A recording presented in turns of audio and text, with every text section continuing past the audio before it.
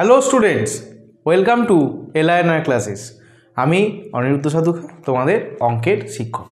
আজ আমরা তোমাদের অঙ্ক বইয়ের 160 নম্বর পাতা থেকে অঙ্ক করব। দেখো, পাশের স্ক্রিনে তোমরা অলরেডি 160 নম্বর পাতার ছবিটা দেখতে পাচ্ছ।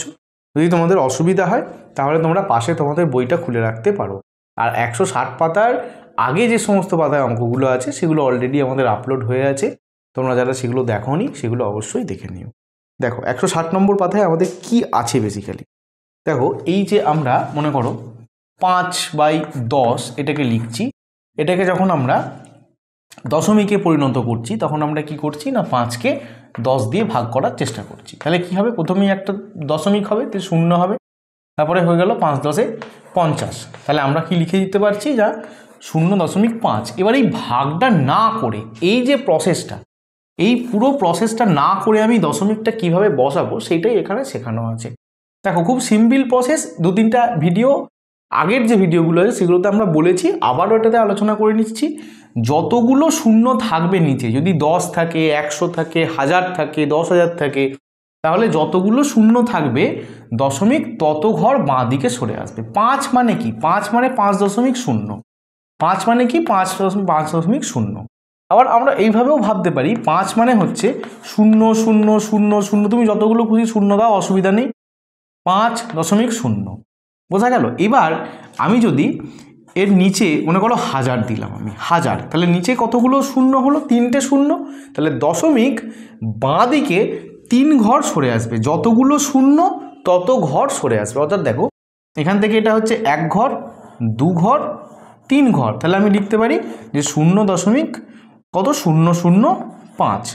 এইটাই এই চ্যাপ্টারে কিন্তু এইখানটাতে কিন্তু বলা আছে। তোমরা স্ক্রিনশট নিয়ে নাও অথবা তোমরা পজ করে লিখে নাও। দেখো কি আছে তোমাদের প্রথমেই না, 7/10। 7/10 মানে কি লিখতে পারি? 7/10 মানে হচ্ছে 0.7। এরপরে কত আছে? 7/100। 7/100 মানে আমি কি লিখতে পারি যে 7/100 মানে কত হবে? 0.07। দশমিক 2 ঘর সরে এলো। এবার হচ্ছে 7/1000 মানে কি? 7 আমাদের 1000, তাহলে হচ্ছে 0.007। এরপর কত আছে না 8/10। এর মানে কি না 8 আমাদের 10। তাহলে কি লিখতে পারি আমি? 0.8, কারণ একটা শূন্য আছে তাই 1 ঘর সরে এলো। এবার কত আছে দেখো, 8/10 কত আছে? 100। তাহলে একইভাবে কি হবে না 8/100। তাহলে কত হবে না 0.08। এরপর কত আছে না 8/1000।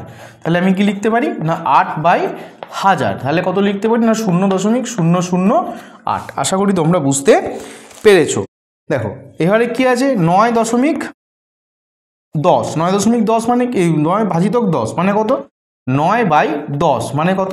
0.9। যেহেতু একটা শূন্য আছে তাই 1 ঘর সরে এলো। এরপর আছে দেখো 9/100। তার মানে কি লিখতে পারি?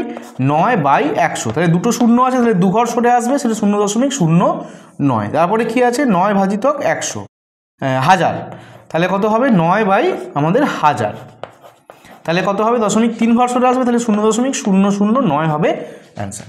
আশা করি তোমরা বুঝতে পেরেছো। তোমরা স্ক্রিনশট নিয়ে নাও অথবা তোমরা পজ করে লিখে নাও। দেখো একই রকমভাবে কি আছে না 5/10 মানে হচ্ছে 5/10। একটা শূন্য তাই 0.5। তারপরে আছে 5/100 মানে হচ্ছে 5/100 মানে হচ্ছে 0.05। তারপরে কত আছে 5/1000 মানে কত? 5/1000 মানে কত? 0.005। দেখো আশা করি তোমরা বুঝতে পেরেছো। তোমরা স্ক্রিনশট নিয়ে নাও অথবা তোমরা পজ করে লিখে নাও। দেখো এবার আমরা 161 নম্বর পাতার অঙ্কগুলো করব। কি আছে না বলছে 12/10 কত? 10। দেখো এইটাকে কি করে করব? কত হবে না 12/10। দেখো দশমিক একটা শূন্য আছে মানে দশমিক একটা ঘর সরে আসবে। একটা ঘর কোথায়? 2 এর পরে দশমিক আছে, 2 এর আগে দশমিক হবে, অর্থাৎ 1.2 হবে এর অ্যান্সার। এরপরে কত হবে দেখো 12/100। তার মানে কত হবে না 12/100। দেখো দুটো শূন্য আছে তো 2 ঘর সরে আসবে, অর্থাৎ 0.12। এরপরে কত আছে না 12/10 আমাদের হচ্ছে 1000। তার মানে 12 হচ্ছে হাজার, তাহলে 3 ঘর সরে আসবে 0.012। এরপরে কত আছে? 56 ভাজিত 10 মানে হচ্ছে 56/10 মানে হচ্ছে 5.6। এরপর হচ্ছে 56 ভাজিত 100, তাহলে কত হবে? না 56/100 মানে হচ্ছে 0.56। এরপরে কত আছে? না 56 ভাজিত 1000, তাহলে কত হবে? না 56 কত হবে? 1000, তাহলে হচ্ছে 0.056। দেখো দেখো এগুলো তোমরা স্ক্রিনশট নিয়ে নাও অথবা তোমরা পজ করে লিখে নাও। দেখো এরপর কত আছে? না 171 ভাজিত 10 মানে কি হবে? 1 ঘর সরে আসবে, আর বাই দিয়ে লিখছি না, এখানে দশমিক এখানে সরে আসবে, অর্থাৎ 17.1। এরপর কত আছে? 171.100, তাহলে 2 ঘর সরে আসবে, 1 ঘর 2 ঘর, অর্থাৎ 1.71। এরপর কত আছে? 171 ভাজিত কত? 1000, তাহলে আর বাই দিয়ে লিখছি না, দেখো 3 ঘর সরে আসবে, 1 ঘর 2 ঘর 3 ঘর, অর্থাৎ 0.171। এরপর কত আছে? 293 ভাজিত 10, তাহলে কত হবে? 1 ঘর সরে আসবে, 29.3। এরপর কত আছে? 293 ভাজিত 100 মানে হবে 2.93। এরপর আছে 293 ভাজিত 1000 মানে কত হচ্ছে? না 0.293। দেখো আশা করি তোমরা বুঝতে পেরেছো। দেখো এরপরে আমরা এই যে নিজে নিজে করার চেষ্টা করি, এখানগুলো দেখব।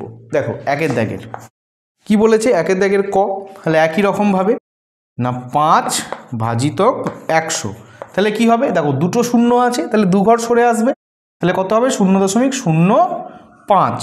এরপর খ, খয়েরটা কি বলছে?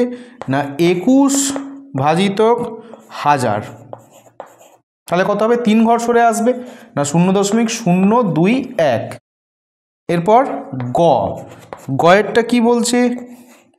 67 ভাজিত 100 সমান কত? 2 ঘর সরে আসবে, তাহলে 0.67।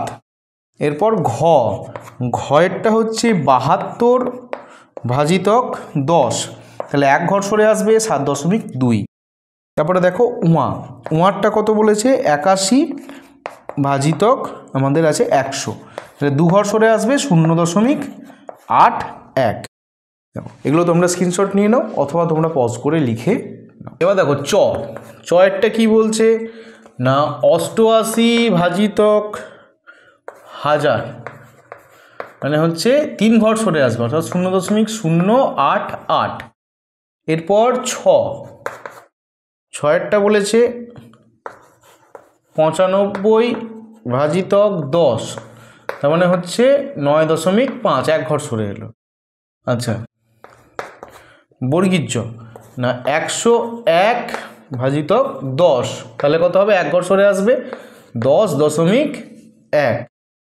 এবারে আছে ঝ, ঝয়েরটা কত আছে? 223 ভাজিত 100, তাহলে 2 ঘর সরে আসবে, 2.23। আচ্ছা তারপরে হচ্ছে ইয়, ইয়রটা কত আছে?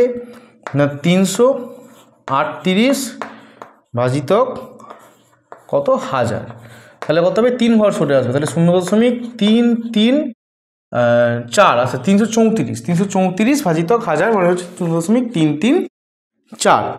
এরপরে কত আছে? ইহ ট, টয়েরটা কত? 410 ভাজিত 10, তাহলে কত হবে? 1 ঘর সরে আসবে, তাহলে কত হবে? 41.0, অর্থাৎ এটাকে আমরা 41ও লিখতে পারি, অর্থাৎ মানে দশমিকে ডান দিকে যদি শূন্য থাকে তাহলে সেটাকে আমরা কেটে দিয়ে তুলে দিতে পারি দশমিকটাকে, অর্থাৎ 41ও আমরা লিখতে পারি।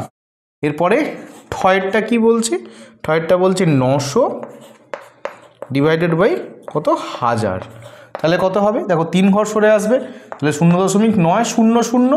এবার দেখো শেষে যদি দুটো শূন্য থাকে, এই দুটোকে আমরা অমিট করে দিতে পারি, অর্থাৎ 0.9ও আমরা লিখতে পারি। আশা করি তোমরা বুঝতে পেরেছো। তোমরা স্ক্রিনশট নিয়ে নাও অথবা তোমরা পজ করে লিখে নাও। দেখো এবার আমরা দুয়েরটা দেখব। দুয়েরটা কি বলছে? যে 44 পয়সা সমান কত টাকা।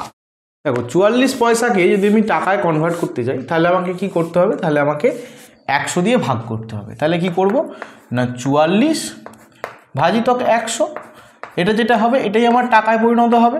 তাহলে আমরা ভাগটা না করে শুধু দশমিকটাকে সরিয়ে দেবো 2 ঘর, তাহলে কত হবে 0.44 টাকা। আশা করি তোমরা বুঝতে পেরেছো। দেখো এবার তিনেরটা কি বলছে না 75 পয়সা সমান কত টাকা। তাহলে কি হবে না 75 ভাজিতক 100, এটা হয়ে যাবে কিসে, টাকায় হয়ে যাবে। তাহলে কত হবে 0.75 টাকা।